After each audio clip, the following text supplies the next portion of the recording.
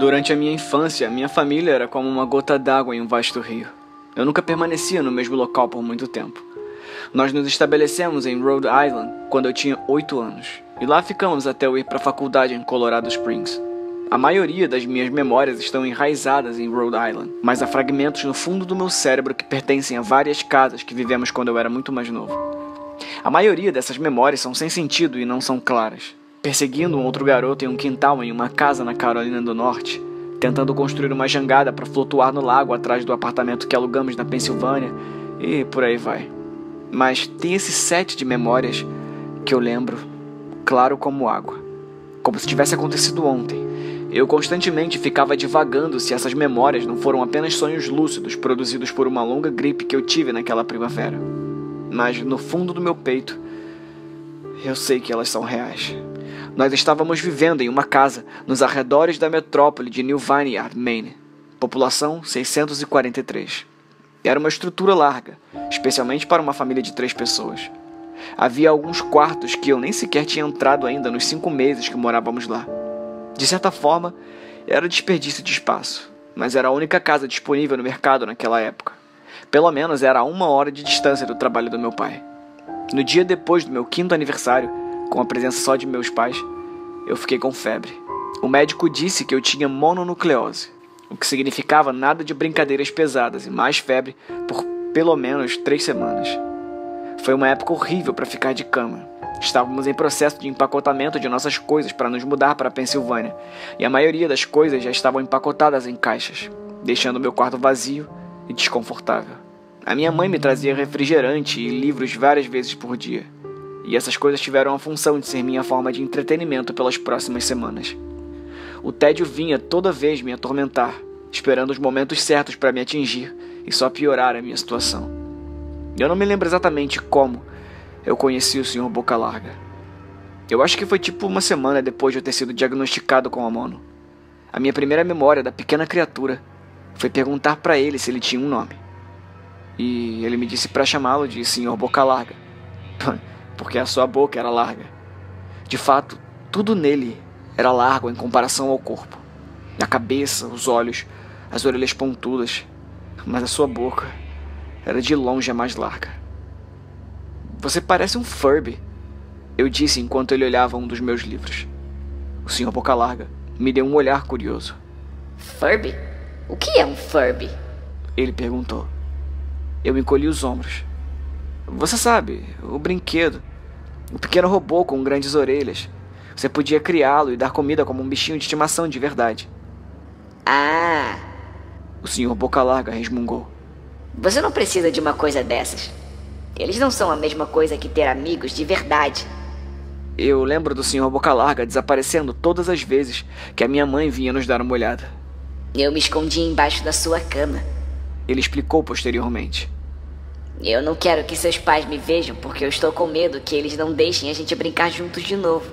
Não fizemos muitas coisas nestes primeiros dias. O Sr. Boca Larga apenas olhava meus livros, fascinado pelas histórias e figuras que eles continham.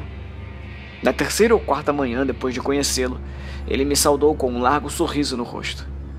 Eu tenho um novo jogo que podemos jogar, ele disse.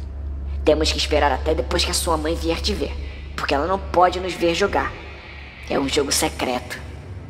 Depois que a minha mãe me entregou mais livros e refrigerante, o Sr. Boca Larga pulou de debaixo da cama e puxou a minha mão.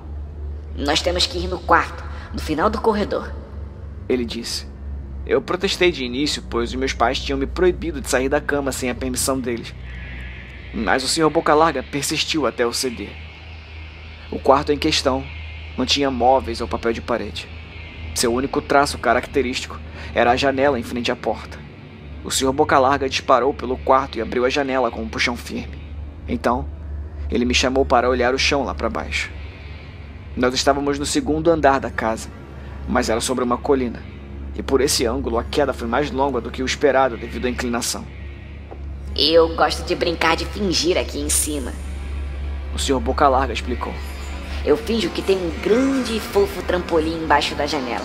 Se você fingir bem forte, você quica de volta pra cima bem alto. Eu quero que você tente. Eu era um menino de 5 anos de idade e febril. Então apenas um pouquinho de ceticismo passou pela minha mente enquanto eu olhava para baixo e considerava a possibilidade. É uma queda longa, eu disse. Mas isso é tudo parte da diversão. Não seria divertido se fosse uma queda curtinha. Se fosse assim, você podia muito bem apenas pular de um trampolim normal. Eu brincava com a ideia na minha cabeça, me imaginando cair através do vento frio, para então quicar em algo invisível aos olhos nus, de volta ao ar, e voltar para a janela. Mas o realismo prevaleceu em mim. Talvez outra hora, eu disse. Eu não sei se eu tenho imaginação suficiente. Eu acho que eu poderia me machucar. O rosto do Sr. Boca Larga se contorceu em um rugido, mas apenas por uns segundos. A raiva sumiu para dar lugar ao desapontamento. Se você diz, ele disse. Ele passou o resto do dia debaixo da minha cama, quieto, feito um ratinho. Na manhã seguinte, o Sr. Boca Larga chegou segurando uma pequena caixa. Eu quero te ensinar malabarismo, ele disse. Aqui tem algumas coisas que você pode usar para praticar, antes de eu começar a te dar as lições. Eu olhei a caixa e estava cheia de facas. Não, meus pais vão me matar, eu gritei, horrorizado que o Sr. Boca Larga tinha trazido facas para o meu quarto. Objetos que os meus pais nunca me permitiram tocar.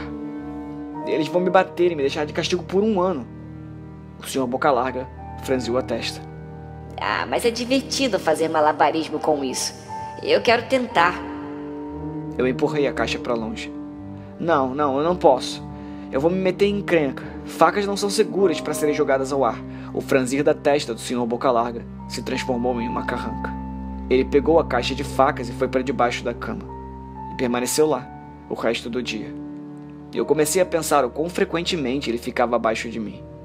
E comecei a ter problemas para dormir depois disso. O Sr. Boca Larga me acordava com frequência à noite, dizendo que tinha colocado um trampolim de verdade debaixo da janela, um bem grande que eu não conseguiria ver, porque estava escuro. Eu sempre negava e tentava voltar a dormir, mas o Sr. Boca Larga era persistente. Algumas vezes ele ficava ao meu lado até cedinho de manhã, me encorajando a pular. Ele não era mais tão legal para brincar. A minha mãe entrou no quarto uma manhã e disse que eu tinha permissão para dar uma volta lá fora. E ela pensou que um pouco de ar fresco seria bom para mim, especialmente depois de ficar confinada no meu quarto por tanto tempo. Entusiasmado, eu coloquei os meus tênis e disparei para a porta dos fundos, gritando de alegria por sentir de novo o sol no meu rosto. O Sr. Boca Larga estava esperando por mim. Eu tenho algo que eu quero que você veja, ele disse. Eu devo ter olhado estranho para ele, pois em seguida ele disse: é seguro, eu prometo. Eu segui ele até o começo de uma trilha estreita que adentrava a floresta atrás da casa. Esse é um caminho importante, ele explicou. Eu tenho muitos amigos da sua idade. Quando eles estão prontos, eu os levo para dentro dessa trilha, para um lugar especial. Você não está pronto ainda, mas um dia eu espero que esteja. Eu voltei para casa, me perguntando que tipo de lugar aquela trilha poderia levar. 2 semanas depois de conhecer o Sr. Boca Larga, a última demanda das nossas coisas estavam sendo colocadas em um caminhão de mudança. Eu estaria dentro da cabine daquele caminhão, sentado perto do meu pai pela longa viagem para a Pensilvânia. Eu considerei falar para o Sr. Boca Larga que eu estava indo embora, mas mesmo aos 5 anos de idade, eu estava começando a suspeitar que talvez a criatura tinha intenções não muito boas, considerando as coisas que ele tinha dito anteriormente. Por essa razão, eu decidi manter a partida em segredo. Meu pai e eu estávamos no caminhão às 4 da manhã. E ele esperava chegar na Pensilvânia lá pela hora do almoço do dia seguinte, com a ajuda de uma carga infinita de cafés e 6 pacotes de bebidas energéticas. Ele parecia mais como um homem que ia correr uma maratona do que iria passar o dia todo sentado em um carro. E aí, cedo o suficiente para você? Ele perguntou. Eu acenei e encostei minha cabeça contra o vidro, esperando dormir por algumas horas antes de o sol nascer. Eu senti a mão do meu pai no meu ombro. Essa é a última mudança, filho. Eu prometo. Eu sei que tem sido difícil para você, por estar tão doente. Assim que o papai for promovido, nós podemos sossegar e você pode fazer amigos. Eu abri meus olhos assim que o carro começou a se mover. Eu vi a silhueta do Sr. Boca Larga na janela do meu quarto. Ele permaneceu de pé, sem emoção nenhuma no rosto, até que o caminhão pegasse a estrada principal. Ele assinou com a mãozinha pequena, com uma faca na mão. Eu não assinei de volta. Anos depois, eu retornei para New Vineyard. O pedaço de terra que antes tinha minha casa estava vazio, exceto pelas fundações, pois a casa tinha queimado uns anos depois que a minha família se mudou. Por curiosidade, eu segui a trilha estreita que o Sr. Boca Larga tinha me mostrado. Parte de mim esperava que ele pulasse de trás de uma árvore me dando um puta susto, mas eu sentia que o Sr. Boca Larga tinha ido embora. De alguma forma, ele tinha ido com a casa, que já não existia mais. A trilha terminava no cemitério memorial de New Vineyard, e eu notei que a maioria dos túmulos pertenciam às crianças.